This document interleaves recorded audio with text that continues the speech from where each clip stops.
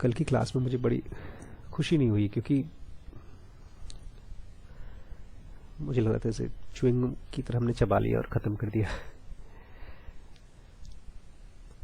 आज मैं एक ख़ास तरह के शीशे के बारे में बात करना चाहता हूँ, मिरर। इस मिरर का जिक्र उसमें हुआ है हैरी पॉटर में। हैरी पॉटर एक बार एक शीशे को देखता है बैठ करके वहाँ पे, और वो बैठा रहता है वहीं पे। तो डम्बलडोर, उसके जो विजार्ड हैं, जो गुरु हैं, वो आते हैं, वो बताते हैं कि इस शीशे में को देखने में, जब कोई भी शीशे को देखता था तो उसको जो रियल उसकी फ़ोटो थी वो दिखती नहीं थी, उसको दिखती थी ऑल्टर्ड चीज़ें, उसकी इच्छाएं दिखती थी अंदर। तो डम्बलडोर बोलते हैं कि इस शीशे, सबसे किस्मत वाला इंसान वही होगा जिसको इस शीशे में वही दिखाई दे जो उसका हूबहू शक्ल है, वही सबसे किस्मत वाला होगा। मैंने भी एक खास शीशे को आज खोजा है अपनी लाइफ में। इसको जब मैंने खोजा तो कृष्णमूर्ति का जो मिरर ऑफ रिलेशनशिप को एक अलग रोशनी मिली। कल कुछ लोगों के बारे में मैं सोच रहा था, बात कर रहा था कुछ दोस्तों से। आज स्कूल में कुछ बच्चों से बात कर रहा था मैं, तो उनको बोल रहा था कि ऐसा क्यों है कि हम पढ़ाई नहीं कर पाते क्लास में। ये बड़ा इम्पोर्टेंट क्वेश्चन है। बच्चों से मैंने कहा कि ये मैं लेक्चर नहीं दे रहा हूँ, मैं कोई समझाने नहीं आया हूँ, मैं इसमें सीरियसली इंटरेस्टेड हूँ इस बात को जानने में कि हम थ्रू आउट द ईयर क्यों नहीं पढ़ पाते हैं। तो मेरे जहन में एक आंसर आया कि हमारे लिए हमारी किताबें, they are means to get marks, that is respect, but they are not really problem solver. Actually education is problem solver. हमारे आसपास ढेर सारी प्रॉब्लम्स हैं, उसको सॉल्व करने का काम इस एजुकेशन नाम की पेचकस से होता है। उससे हम ढेर सारे स्क्रू उसको ढीले और टाइट करते हैं ताकि हमारी प्रॉब्लम्स सॉल्व हो जाएं। और फिर भी क्लास में वो जो इंग्लिश, हिंदी, मैथ, साइंस के सब्जेक्ट हैं उनको पढ़ने में दिक्कत क्यों आती है? क्योंकि एक खास तरह का मिरर हम यूज करते हैं हमारे आसपास।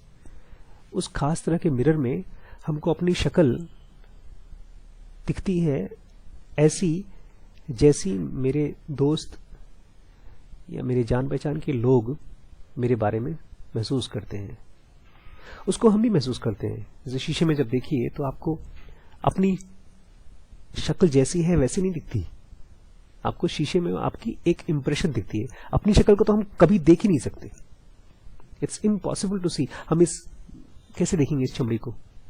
ये आंख ऐसी बनी ही नहीं है कि वो अपनी काली रंग की जो प्यूपिल है उसको देख सके, उसको शीशे में देखना पड़ेगा। और शीशे में एक इंप्रेशन आता है, एक प्रतिबिंब आती है।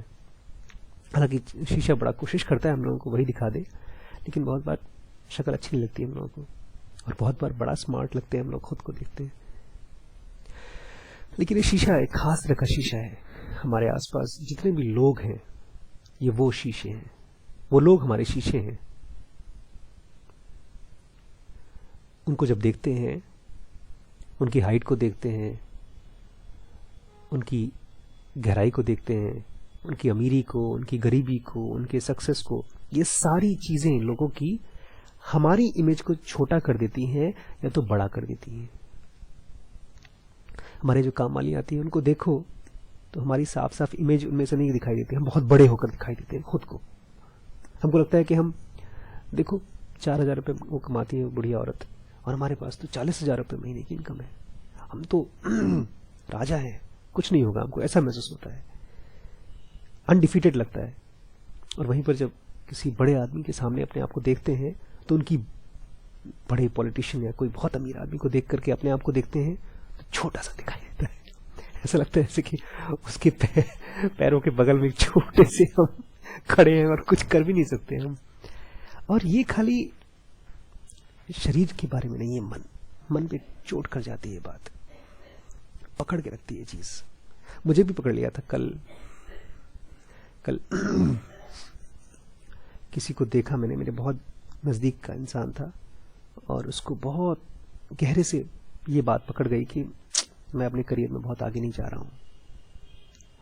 चूंकि मेरा उनसे बहुत गहरा संबंध है, मुझसे अक्सर मिलते बात करते रहते हैं, तो और उन्होंने मुझसे बहुत बार काउंसलिंग भी ली है, तो मुझे लगा कि ऐसा तो नहीं कि मैंने उनको गलत सलाह दे दी हो, क्योंकि जो आध्यात्मिक सलाह होती है ना, वो अक्सर उसका उल्टा पड़ जाता है। अक्सर success in real life is very difficult to get if you are taking spiritual lessons. ये स्पिरिचुअल लेसन्स की वजह से नहीं होता। स्पिरिचुअल लेसन्स में अगर बहुत इंटेंसिटी है तो आदमी फिर उसी में घुस जाता है, स्पिरिचुअलिज्म में, और बाकी सब चीजें छूट जाती हैं। मुझे भी लगने लगा यार कहीं ऐसा तो नहीं कि ये बेचारा बंदा मेरी वजह से ही लाइफ में वो ऊंचाइयां नहीं हासिल कर पाया जो चाहता था। और जब ये सोचने लगा तो मुझे लगा हाय राम, मैं कौन सी बड़ी बड़ी ऊंचाइयां हासिल कर पाया हूँ, कुछ नहीं कर पाया हूँ मैं। फिर उस बुखार ने पकड़ लिया मुझे। कल शाम को जब मैं क्लास दे रहा था तभी वो बुखार था मेरे सर पे।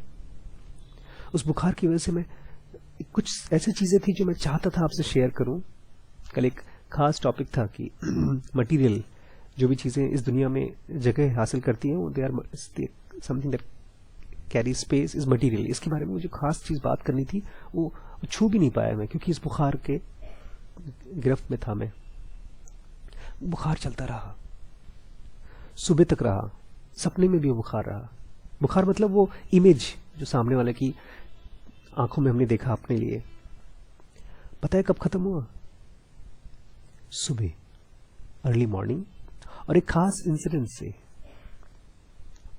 आपको याद है कुछ दिन पहले मैं एक डॉक्टर के बारे में बता रहा था जो बड़े ऐंठे हुए रहते थे कि अभी रिसेंट नए नए पास आउट हैं, is a very good doctor, but he is also very egoistic doctor. He is a very young doctor, but he is a very egoistic doctor. उनकी बातों में ये जिक्र आया था कि जब मैं अच्छे से प्रैक्टिस करूंगा इस शहर में तो बस मैं ही मैं रहूंगा। ये शब्द मैं ही मैं रहूंगा, ये बड़ा ईगोइस्टिक सेंटेंस है। तो उन डॉक्टर के को मैंने एक जगह और देखा, उन्हीं को देखा, and he was doing something which was not a medical thing. It was completely anti-medical, something very different from, and he was doing it very happily. कुछ काम, कुछ ऐसी शौक थे उनके, वो उसको कर रहे थे। उसको मैं उसको देखा तो मुझे अचानक याद आया, आशीष तुम कौन हो, तुम्हारा पर्पस क्या है लाइफ में। अचानक ये सेंटेंस आया, कुछ फीलिंग्स से रिलेटेड आई, ऐसा लगता जैसे कोई धूप निकल गई। बहुत देर से बादल छाए हो, फिर धूप आ जाता है ना, ऐसी फीलिंग आई कि मैं कौन हूं। मैं वो नहीं हूं जो कल शाम से लेकर के आज सुबह तक के विचार हैं। मैं वो नहीं हूं कि मैं क्या कर सकता था, मैंने क्यों नहीं किया वो सब चीजें, मैं आगे बढ़ सकता था, मैं मेहनत करता तो शायद इसके बराबर होता। इसको कृष्णमूर्ति बोलते थे कंपैरिजन। अक्सर लोग बोलते हैं कंपैरिजन नहीं करना चाहिए दूसरों से, लेकिन कहां बस चलता है हमारा कंपैरिजन। तो ऑटोमेटिकली होता है, जब शीशे के सामने खड़े होंगे तो अपने आप कंपैरिजन होता है, नहीं? तो मुझे लगा आशीष भाई तुम क्या कर रहे थे कल से आज तक? वो शीशा था जिसमें तुम अपनी शक्ल देख रहे थे, और वो तुम्हारी शक्ल विकृत थी। विकृत जानते हैं? टेढ़ी मेढ़ी। हम लोग जब एसएल वर्ल्ड किसी अम्यूजमेंट पार्क में जाते हैं ना, तो उसमें ऐसे ऐसे शीशे रखे रहते हैं जिसमें आप कभी किसी में छोटे दिखाई देते हैं, किसी में बड़े। देखा है ना शीशे? नॉर्मल जो शीशे होते हैं एकदम प्लेन होते हैं, एकदम स्ट्रेट, लेकिन अगर शीशे का जो सरफेस है उसको कर्व कर दीजिए तो आप जब देखेंगे तो आप थोड़े पतले, दुबले, मोटे, लंबे ऐसे दिखाई देते हैं। और ये कल से आज तक मैं अपनी शक्ल जब देख रहा था, अपनी शक्ल मतलब अपने विचार, अपने बारे में थॉट्स, वो सब झूठ था, और झूठ मुझे सच लग रहा था। तब मुझे समझ में आया कि आशीष भाई अगर अपने आप को जानना है तो इन शीशों की में जो तुम्हारी शक्ल दिख रही है उस पर विश्वास नहीं करना है, किसी और चीज पर विश्वास करना है, किसी ऐसी चीज पर जो ये नहीं है, ये शक्ल, ये थॉट्स लोगों के हमारे बारे में ये नहीं है।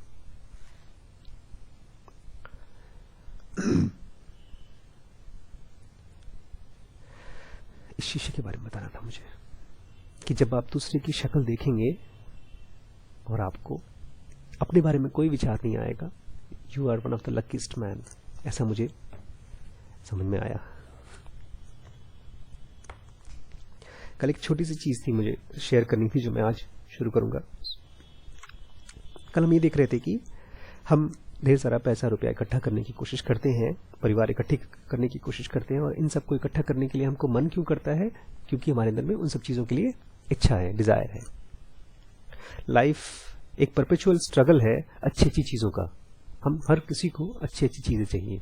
हमारी जिंदगी यही है, सुबह से लेकर शाम तक।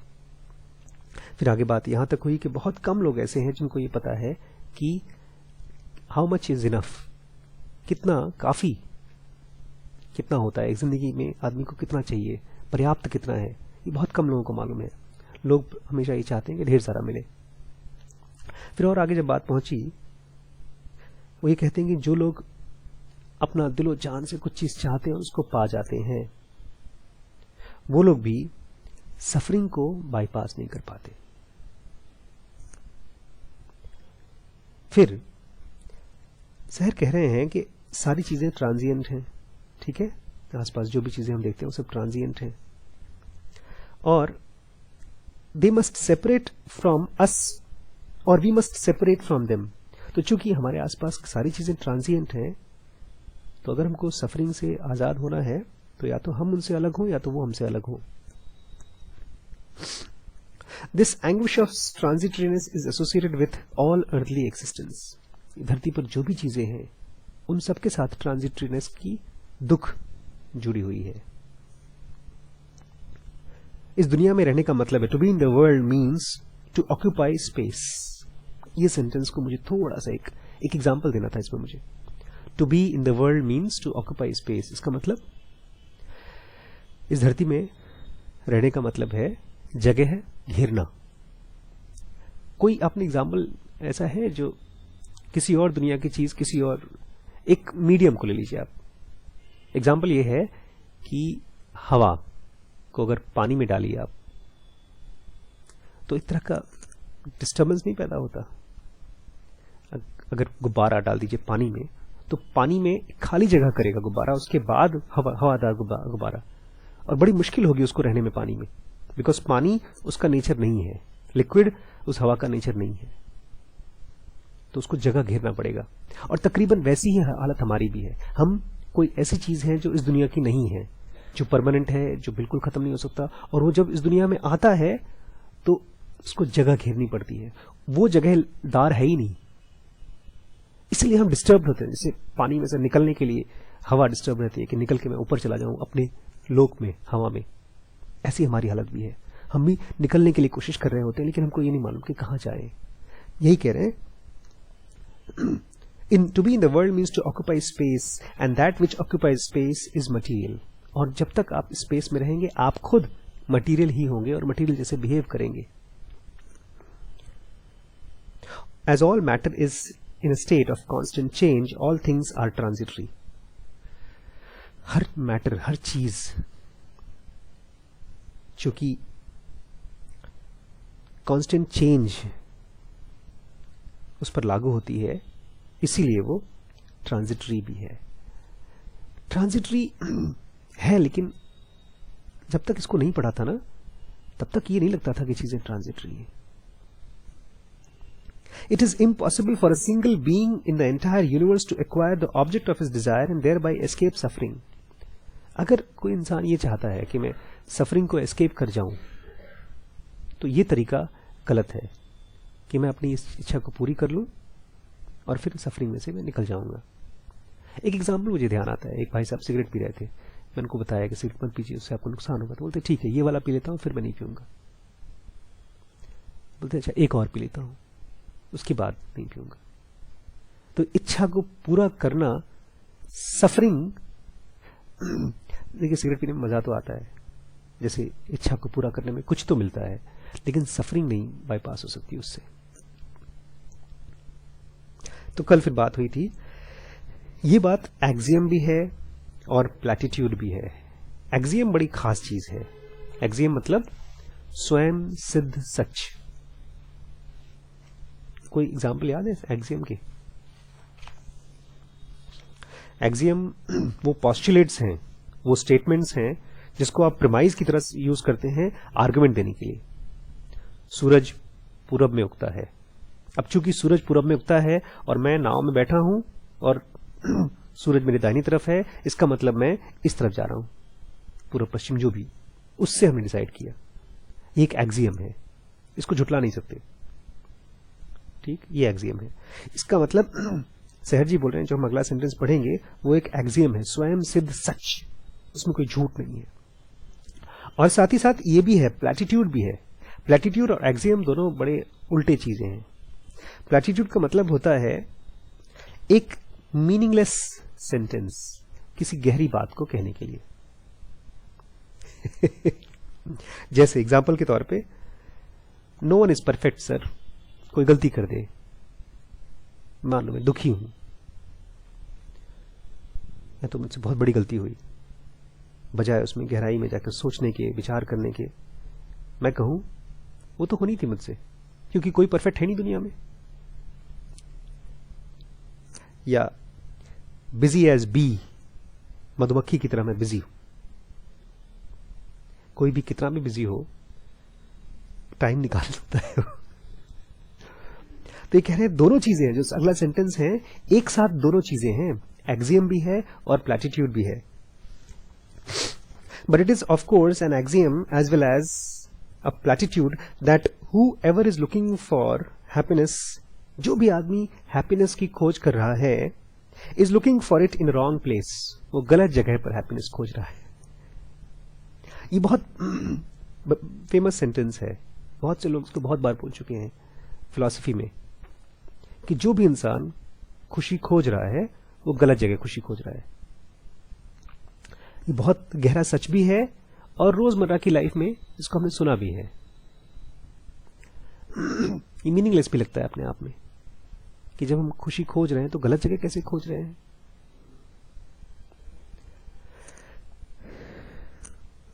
Nevertheless, it must also be axiomatic that it must be possible to satisfy the primary longing of human heart. और ये भी बहुत गहरा सच लगता है कि जो हमारे अंदर में बहुत गहरी इच्छा है, प्राइमरी लॉन्गिंग है, खुद को परमानेंट हैप्पीनेस में देखने का, महसूस करने का, वो इच्छा पूरी हो जानी चाहिए यार, नहीं तो है क्यों। The fulfillment of ultimate longing of all beings, of a state of absolutely adequate to them, must really be possible, for this longing would not exist if it could not be satisfied. अगर वो satisfy नहीं होती तो longing होती क्यों। एक philosopher थे 1849 में, उनका नाम था डॉक्टर E.V. फुसेत्सुबिला, फ्रेंच थे शायद। कहते थे, What we strive for with all our might comes to us. जो भी चीज हम कोशिश करते हैं पूरी इच्छा से, पूरे माइट से, वो हमारे पास आ जाता है। मैंने वो देखा सुबह, जो I want to give you little more perspective कि मुझे कैसे, मैं उस सूरज की रोशनी को मैंने देखा सुबह सुबह, कैसे मैं उस मिरर में से अपने आप को, अपनी शक्ल को हटाया, खुद को, कैसे मुझे डम्बलडोर ने उसमें से हटा दिया। वो भाई साहब गाना गा रहे थे, he is a doctor and he was singing very nicely. वो गाना गा रहे थे, वो डॉक्टर थे। फिर मुझे लगा कि जब वो गाना गा रहे थे तो वो सिंगर क्यों नहीं बने। सिंगर थोड़ा मुश्किल करियर है, पता है सिंगर का करियर कैसा है। सिंगर का करियर पागलपन जैसा है। उसको आप गाते रहिए, गरीब रहिए, मुफलिसी में रहिए, रहने को तैयार रहिए, बस सन की टाइप का बिजनेस है। उसमें सक्सेस फेलियर का कोई चक्कर नहीं होता। मुझे लगा ये बेचारा जो बंदा है, ये दो रास्ते पे खड़ा रहा होगा एक टाइम पर। इसको ही नहीं समझ में आता होगा कि मैं एक फिजिशियन हूं या मैं एक म्यूजिशियन हूं। He was singing with all his heart, but he was not singing like a professional singer. He was singing very well. मैं आपको सुनाऊंगा अभी उनका गाना। लेकिन मैंने उसी गाने को जब अरिजीत सिंह के मुंह से सुना, वही वाला चलो चलता हूं मैं जुबानों पे याद रखना वो गाना, तो अरिजीत सिंह में थोड़ी सी और थोड़ा सा क्या स्वाद है उस खाने में। जैसे इनका भी पराठा था, आलू भी था लेकिन आटा ज़्यादा था, और उनका वाला पराठा जो था अरिजीत सिंह का, वो अम्मा का पराठा था, परफेक्ट था वो। मुझे लगा कि बेचारा बीच में आया होगा, फिर डर गया होगा, अपने आप को खोजने के बजाय उसने अपने आप को बेच दिया होगा कंफर्ट के लिए, इच्छाओं के लिए। फिर मुझे अपने बारे में ध्यान आया कि मैं क्या करूंगा, मैं अपने आप को बेचूंगा। फिर मुझे लगा कि आशीष भाई तुम तो अपने आप को बेच ही नहीं सकते, कितने किस्मत वाले हो तुम कितने किस्मत वाले हो कि तुम रुपए पैसे के लिए अपने आप को बेच ही नहीं सकते। तुम अपने आप को ये डील करके आए हो इस जन्म में कि तुम इतने ही रहोगे। तुम्हें ये श्राप भी है और बहुत बड़ा आशीर्वाद भी है कि तुम्हें ये श्राप है कि तुम खुद को जानोगे, ये बहुत बड़ा आशीर्वाद है कि तुम आज़ाद हो जाओगे जन्म में। अमीर तो शायद नहीं बन पाओगे, लेकिन आज़ाद होने के काफ़ी चांसेस हैं, चांसेस ही हैं उसकी भी। मैंने उसको एक्सेप्ट किया। जुआ है तो मैं इस जुए को खेलूंगा, क्या पता जीत जाऊं। तो कह रहे हैं कि जो भी हम पूरे मन तन से चाहते हैं, what we strive for with all our might comes to us, क्योंकि the longing is only an expression of what is in conformity with our true being। क्योंकि जो हम इच्छा करते हैं बहुत गहरे से, ये जबरदस्ती की इच्छा की बात नहीं कि हम माँ बाप की इच्छा पूरी करना चाहते हैं। अपने मन में जब चीज कोई करने का मन होता है, वो लॉन्गिंग ही वहीं से आती है, क्योंकि हमारे आसपास वो चीजें होती हैं, वो उसको टैलेंट कह लें या कुछ भी कह लें, हमारे अंदर वो होती है, इसीलिए वो इच्छा ही पैदा होती है, नहीं तो गाना गाने का मन नहीं करता। If we have not found the way to this ideal state, अगर हम उस परफेक्ट स्टेट में अभी तक पहुंचे नहीं हैं, the fault lies in with ourselves and not with objective reality. इसका मतलब ये नहीं कि परफेक्ट स्टेट है नहीं, हम ही अभी आधे अधूरे रास्ते से वापस जा रहे हैं, और 2 कदम चलें तो मिल जाएगा। Indeed, the right path is automatically opened up to the one who recognizes as wrong the path usually taken to happiness, that of satisfying the will। सही पाथ उसी को मिलता है जो गलत पाथ को पहचान लेता है और उस पर जाना बंद करता है। गलत पाथ कौन सा? कि अपनी इच्छा को पूरी करते हुए, अपने आप को सेटिस्फाई करते हुए आप फ्री हो जाएं सफरिंग से। बुद्धा कहते हैं जब वो बैठे थे ना ध्यान में, उनकी मन के अंदर की जो लड़ाई थी वो तकरीबन वैसी थी जैसे नियो की फाइट होती है एजेंट से। खूब फाइट की है उन्होंने। कहते हैं उनको ढेर सारे लालच आए थे, रुपए पैसे का, अमीर बनने का, सक्सेसफुल बनने का, स्मार्ट बनने का, ढेर सारे लालच आए थे। यहां तक कि ईश्वर तक बनने का लालच दिया गया था कि तुम्हें मैं ईश्वर बना सकता हूं, सारी शक्तियां दे सकता हूं। And he kept on watching them. The perfect happiness does not exist where suffering is felt. जहां पर सफरिंग महसूस होता है वहां पर परफेक्ट हैप्पीनेस नहीं होती है। That is where anything can still be willed. बैठे थे बुद्ध, एक इच्छा आती थी कि तुम्हें मैं अमीर बना सकता हूं, तो उसको देखते रहते थे। जहां तक आप कुछ भी विल कर सकते हैं, अपने अपने अंदर में कुछ भी इच्छा कर सकते हैं, वहां पर आप परफेक्ट हैप्पीनेस को बेच रहे हैं। To find the possibility of happiness we must advance beyond all sufferings and so beyond all willings. जो भी सफरिंग आती है, हम लोगों को तकलीफ आती है, उसी तकलीफ में से एक इच्छा पैदा होती है हमको। बड़ा टेढ़ा है, सोचिए। तकलीफ आती है, फिर उसमें से एक इच्छा आती है, और ये भी कह रहे हैं कि उस इच्छा को पूरी नहीं करोगे तभी तुम आजाद हो सकते हो। हवाई जहाज को देखा है कभी उड़ते हुए? खूब लंबी सी रेस लेता है, वो दौड़ता है खूब पहले रनवे पर, फिर उड़ता है। वो जो दौड़ है बहुत तेज दौड़ है। वो दौड़ पता है क्या है? अपनी इच्छाओं, रोजमर्रा की इच्छाओं के साथ एक ऐसा एटीट्यूड रखना कि अगर ये ना पूरी हुई तो क्या फर्क पड़ता है। नहीं तो फिर इच्छाएं, एक इच्छा दूसरी इच्छा को पैदा करती है, और फिर दूसरी तीसरी को, और फिर इच्छाएं आदत बन जाती हैं। फिर लगता ही नहीं कि इन इच्छाओं में कुछ कमी भी है, कुछ गड़बड़ी है। फिर दुनिया में पैदा होना एक हैबिट हो जाती है, इस सफरिंग को लेना एक हैबिट हो जाती है। As all suffering is simply the anguish which results from the non-satisfaction of a wish, from the frustration of a will, all suffering can be eradicated by annihilating desire and willing. सारी suffering आती कहां से है? Non satisfaction of a wish, एक इच्छा हुई और वो पूरी नहीं हो पाई। सारी फ्रस्ट्रेशन विल की आती है कि आपने कुछ चाहा था वो नहीं पूरा होया। सारी सफरिंग आती है, इसलिए सारी सफरिंग खत्म हो सकती है अगर आपकी डिजायर या तो विल खत्म ही हो जाए, आए ही ना अंदर से। एक और बड़ी खास चीज मैंने देखी है, अपने अंदर भी देखी है, बहुत लोगों के अंदर देखी है, खुद के अंदर भी देखी है, कि जहां पर ऐंठ आ जाती है, ईगो आ जाता है, वहां पर लर्निंग नहीं होती। ईगो पता है क्या होती है? एक ये फीलिंग कि मैं हूं कुछ, एक खास तरह की फीलिंग होती है कि अपने बारे में एक स्पेशल फीलिंग। और जैसे अपने बारे में एक स्पेशल फीलिंग होती है, आसपास की चीजों को ऑब्जर्व नहीं करने देती।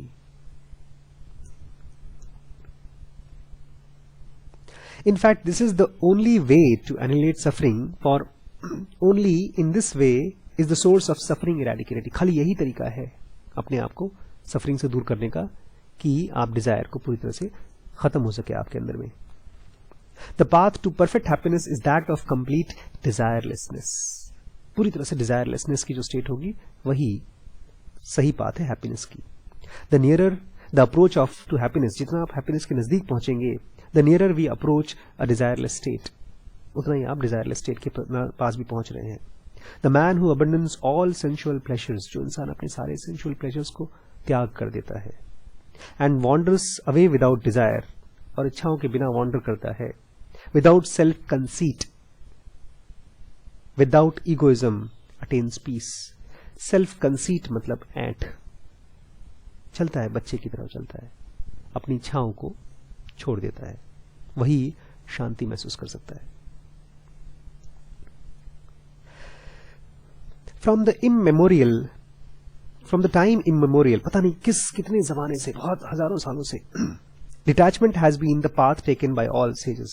सभी sages ने परित्याग, प्रत्याहार, डिटैचमेंट को यूज किया है अपने रास्ते में आगे बढ़ने के लिए। In the west as well as in the east, पूर्व पश्चिम दोनों जगहों पर। There is almost embarrassing choice of literature from the many who have turned their backs to the world in their search for contentment. Embarrassing मतलब शर्मनाक, आपको पसंद नहीं आएगी उनकी बातें, एक आध सेंटेंस बोल दिया बस। जैसे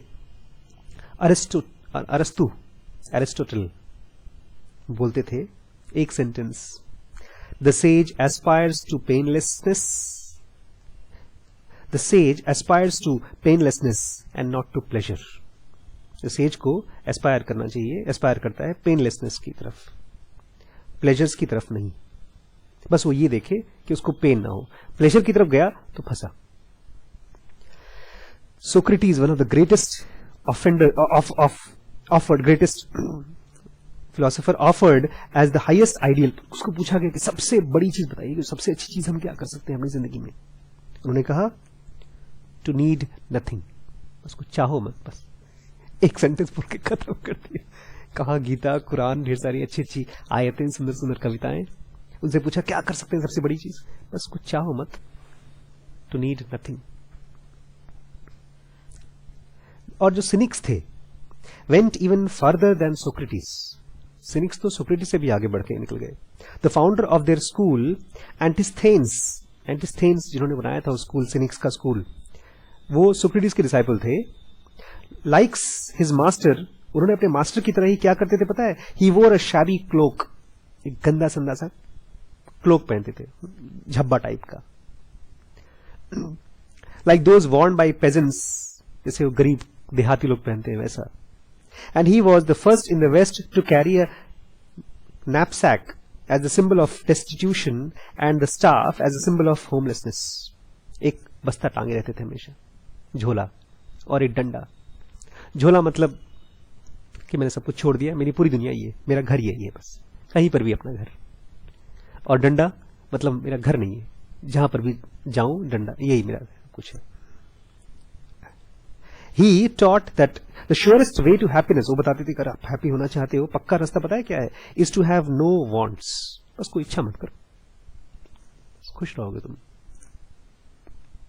Such a frame of mind, he claimed, brought supreme bliss and is therefore the true task of our lives. यही काम है सबसे मेहनत का काम जो आपको सुप्रीम ब्लिस ला सकता है, और यही सबसे जरूरी काम भी है आपका। He went on to say that once discovered, और एक बार आप उस सुप्रीम ब्लिस को डिस्कवर कर लेंगे, such a state could not be lost. ऐसा स्टेट कभी खोएगा नहीं आपसे। For he who has once experienced the blissful feeling of detachment from all possessions and all concerns about them will never again surrender it. जो एक बार उस true detachment को experience कर लेगा कि बिना इच्छाओं के वो क्या आनंद आता है, तब वो कभी वापस इस तुच्छ चीज को चाहेगा भी नहीं। Such a man recognizes that it is, और ऐसा इंसान पता है क्या बोलता है, बड़ा अजीब सेंटेंस है ये। बोलता है इट इज, ऐसा इंसान कहेगा it is better to be insane than lustful and voluptuous. पागल हो जाना बेटर है बजाय कि हम लालच करें, विलास में घुसें। क्योंकि विलास एक विलास की बात नहीं है, एक लालच की बात नहीं, एक ले आओगे उससे फिर, आपने कहानी सुनी होगी ना वो अवधूत स्वामी की। अवधूत स्वामी कहीं गांव से जा रहे थे, नंगे रहते थे, बताया था मैंने। उन्होंने किसी ने कहा कि एक लंगोटी पहन लो, उन्होंने कहा ठीक है जी, गांव वालों की लंगोट पहन लिया। एक दिन लंगोट में छेद हो गई, किसी चूहे ने काट लिया था। किसी ने कहा चूहे बार बार आपके जहां रहते हो उसमें चूहे बहुत हैं, एक काम करो एक बिल्ली पाल लो। तो बिल्ली से गाय आई, गाय से फिर बीवी आई, बीवी से बच्चे आए, फिर पता नहीं क्या क्या हुआ। सुनने में तो खराब लगता है कि आप बीवी बच्चों को खराब बोल रहे हो। बीवी बच्चे तो खाली एक्सप्रेशन है आपके एक डिजायर से दूसरा डिजायर का। डायोजनीज का नाम सुना है आपने? कौन थे डायोजनीज? उसको अलेक्जेंडर को गाइड कर चुके हैं। Diogenes the most famous of the peoples of Antisthenes. Antisthenes के सबसे फेमस पीपल थे। Called carried frugality to such extreme, और वो कंजूसी को इस हद तक आगे ले गए that he called Socrates gone mad. उनको कहा जाता था कि सोक्रेटिस जब पागल हो गया तब डायोजनीज बना है। ही लिव्ड इन अ टब, वो एक टब में रहते थे। And drank from the wooden vessel, एक लकड़ी का पात्र रखा था, बस उसी में पीते थे। But when he saw a boy drinking water from his hallowed hands, और एक जब बच्चे को देखा एक हाथ से पानी पी रहा है, Diogenes was so ashamed that he through away his vessel. उसको इतनी शर्म है, मेरे को इस वेसल की जरूरत पड़ रही है, छोड़ो, फेंक दिया उसे भी।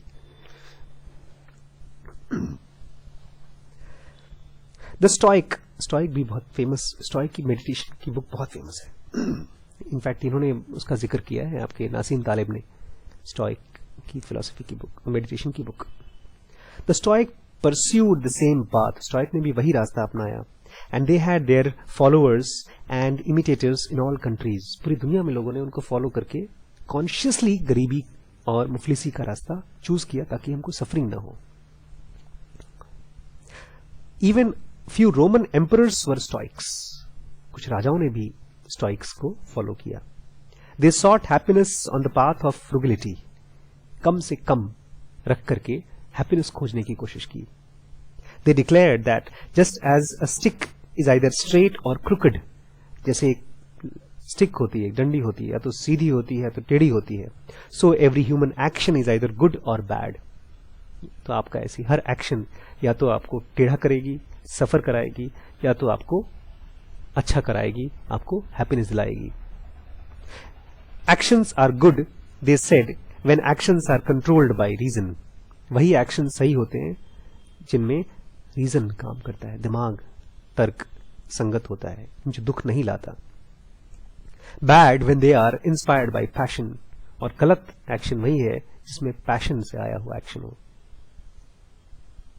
The man who possesses the one virtue of having no wants और नीड्स हैज ऑल वर्च्यूज। बस एक ही अगर वर्च्यू आपके अंदर में है कि मुझे चीजें नहीं चाहिए, मुझे इकट्ठा नहीं करना है, तो वो सबसे बड़ी वर्च्यू रहती है।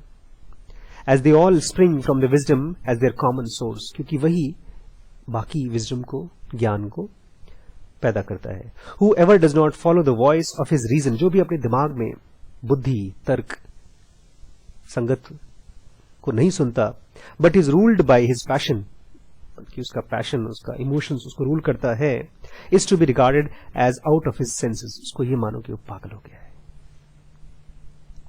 There are 4 chief emotions from which all passion spring, 4 chief emotions हैं जिसमें से कि सारे पैशन आते हैं। आज का लास्ट सेंटेंस है ये। 4 चीफ इमोशंस कौन से हैं? सबसे पहला है प्लेजर एंड पेन, मौज मस्ती और तकलीफ। डिजायर एंड फियर, इच्छा और डर। And all 4 are disease of the soul, और ये सारी की सारी सोल की बीमारियां हैं, को दूर करना होगा अपने अंदर से। The physician who cures them, और कौन सा फिजिशियन है जो इस बीमारी को ठीक करता है? ही इज अ सेज, वो एक साधु होता है।